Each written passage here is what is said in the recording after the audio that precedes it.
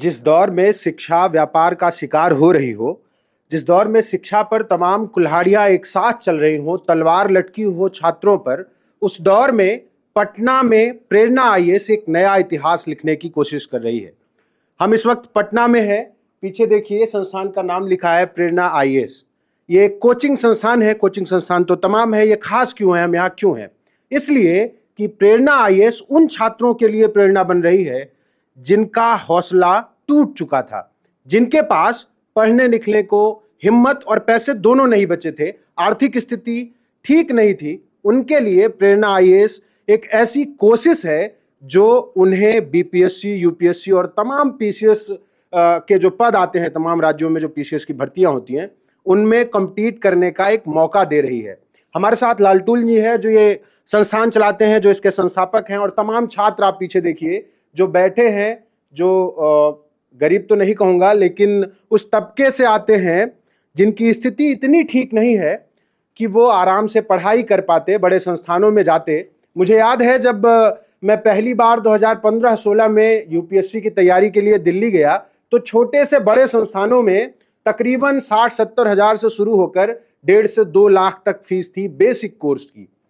आप सोचिए, यह संस्थान इन छात्रों को मुफ्त में या कहिए निःशुल्क शिक्षा दे रहा है, और मजे की बात यह है कि शिक्षा देने के साथ साथ सफलता भी दे रहा है। वो सारी बातें करेंगे। सर, ये आइडिया कहाँ से आया, कहाँ से आपको ये विचार आया?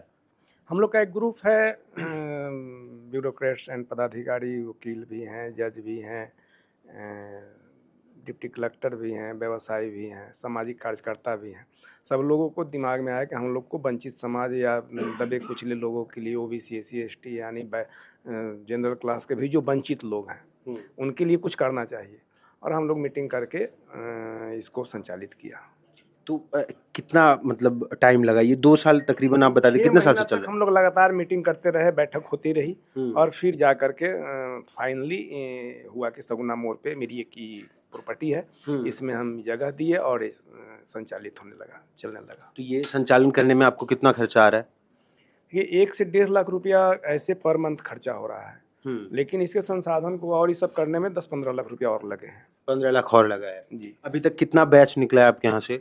2-3 बैच निकले हैं, भिन्न भिन्न तरह के। ऑडिटर का हुआ है, एपीओ का हुआ है, डिप्टी कलेक्टर लोग का भी पीसी से हुआ है।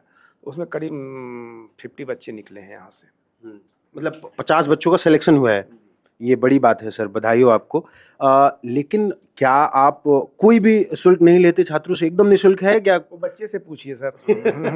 कहाँ से लाते हैं ये, मतलब ये हिम्मत कहाँ से आई, कहाँ से ये हौसला मिला? आपस में हम लोग चंदा करते हैं। अच्छा। तो जितने पदाधिकारी हैं वो सब लोग 2,00,000, 4,000, 10,000, 20,000, जिनका जो कैपेसिटी है या जो ये करते हैं। इमरजेंसी जब पैसे की कमी हो जाती है तो हम लोग का कोर कमेटी एक है, इसमें 25 लोग हैं। हम लोग एक्स्ट्रा 10,000, 20,000, 50,000 रुपया करके फिर हम लोग फंडिंग करते हैं विशेष परिस्थिति में, जब क्राइसिस हो जाती है कोचिंग में। तो ये हौसला कहाँ से मिलता है? मैं बहुत सारी जगह, जैसे दिल्ली है, लखनऊ है, या तमाम बड़े शहर है, छोटे शहर, वहाँ ये व्यवस्था नहीं है। आपने ये कहाँ से सोचा? हम लोग बहुत किसान परिवार से आए हैं और बहुत दुनिया को देखा है कि उनको आर्थिक अभाव में या संसाधन नहीं है, उस तरह का कुछ नहीं मिल पा रहा है समाज को ये करने के लिए, तो उनकी योग्यता क्षमता दब जाता है और वो इससे दूर रह जाते हैं।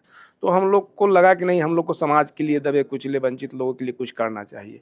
इसी कड़ी में एक कहानी है कि हम अनिल किशोर सर जो एडीजी हैं अभी, वो एक बार हम लोग बिहटा तरफ घूम रहे थे, ऐसे ही गांव में सवेरे सवेरे अपने हम गाड़ी ड्राइव कर रहे थे और वो बैठे हुए थे। बोले, लालटून ये सब देखो तो कितना ये है, मतलब सब नौजवान सब कहीं बैठा हुआ है, खेल रहा है, घूम रहा है, पढ़ाई लिखाई से कोई मतलब नहीं है।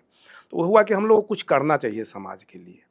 वो भी कई एक बार मीटिंग वूटिंग हुई, उसी से हम लोग को नहीं, कुछ अगर प्रबुद्ध वर्ग हैं, सक्षम है, सामर्थ्य हैं, तो हम लोग कुछ देना चाहिए। जैसे हम मान के चलते हैं कि जानवर भी दूसरे के लिए जीता है, पेड़ पौधा भी दूसरे के लिए जी रहा है, कर रहा है, और हम लोग मनुष्य होकर के स्वयं के लिए जिए, तो ये बहुत अच्छा नहीं लगा। हम लोग कुछ करें, समाज को आगे बढ़ाएं।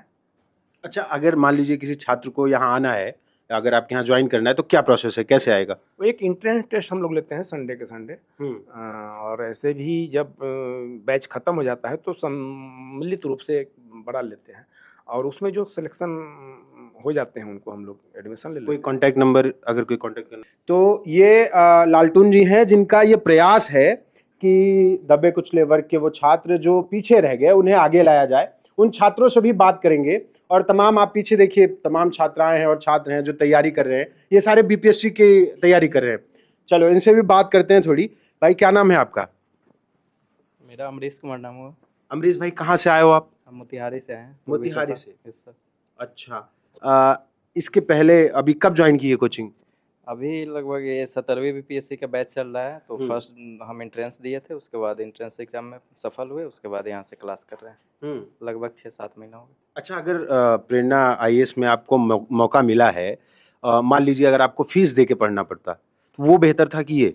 नहीं, उससे तो लाख बेहतर है कि विदाउट फीस के हम यहाँ अच्छे फैकल्टी से शिक्षा ग्रहण कर रहे हैं और इतने सारे अच्छे इंफ्रास्ट्रक्चर के साथ भी हम अपनी तैयारी कर रहे हैं।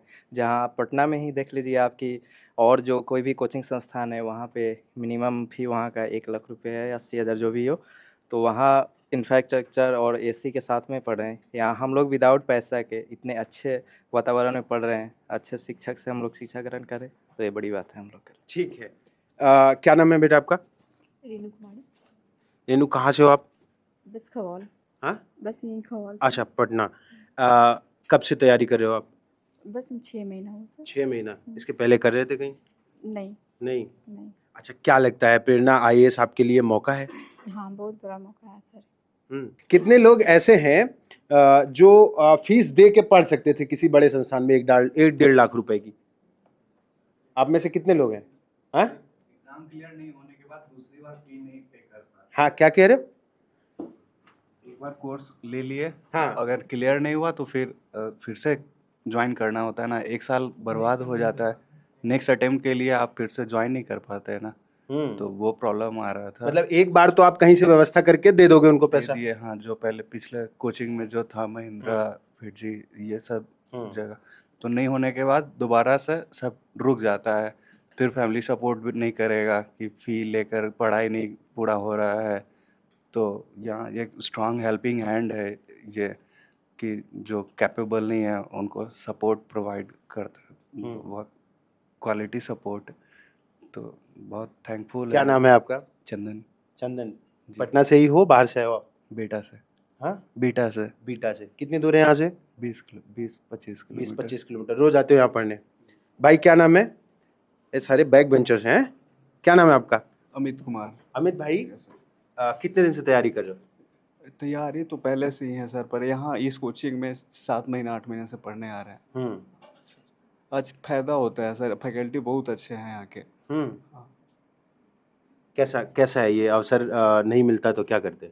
सर फिर तो कुछ काम धंधा में ही लगना ही पड़ता है। काम धंधा में ही लगना पड़ता, कुछ बिजनेस करना पड़ता। मौका मिला है पढ़ने के लिए, पढ़ाई छोड़नी पड़ती? हाँ, पढ़ाई छोड़नी पड़ती।